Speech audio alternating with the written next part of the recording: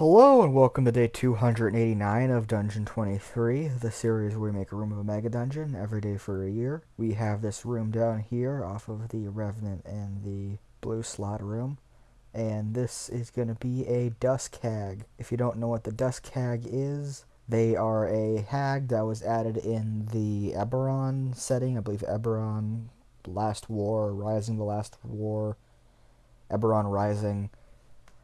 I don't know too much about the other settings books. I just mainly stick to the main three, and then occasionally I'll get something from like future bestiaries.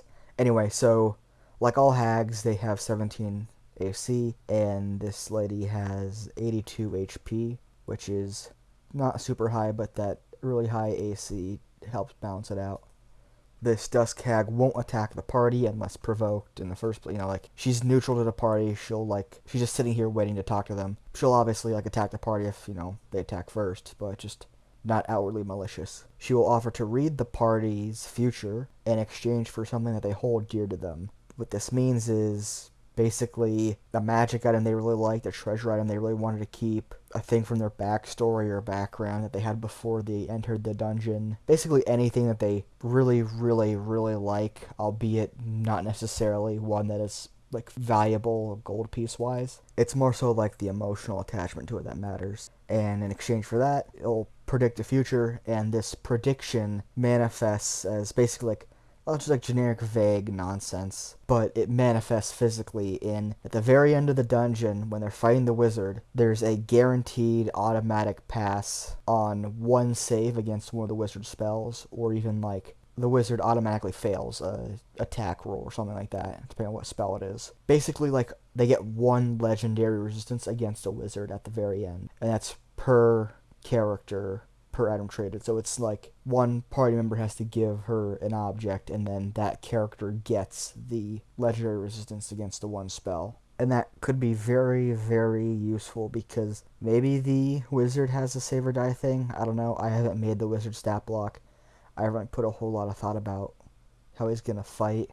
The only thing I do know is I want to have it kind of have at least two phases, because it's way too easy for the party to just steamroll, and you don't get to use all the special abilities. But that's way down the line. All that's important is that this lady, super useful to the party, because in exchange for basically things with emotional, sentimental value, you'll get a free pass on a spell save.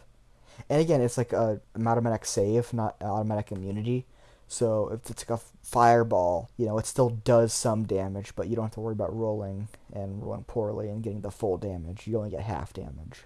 And also she knows legend lore. I assume she also knows identify, because Dusk Hags are all about lore and dreams and stuff like that. So she'd also help identify magic items if for whatever reason the party can't do that. Let's say their wizard is currently dead or something. I don't know.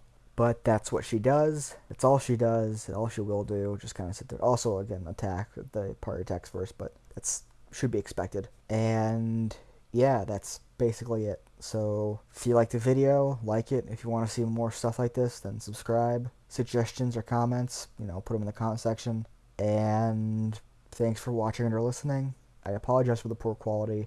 It's not going to get any better.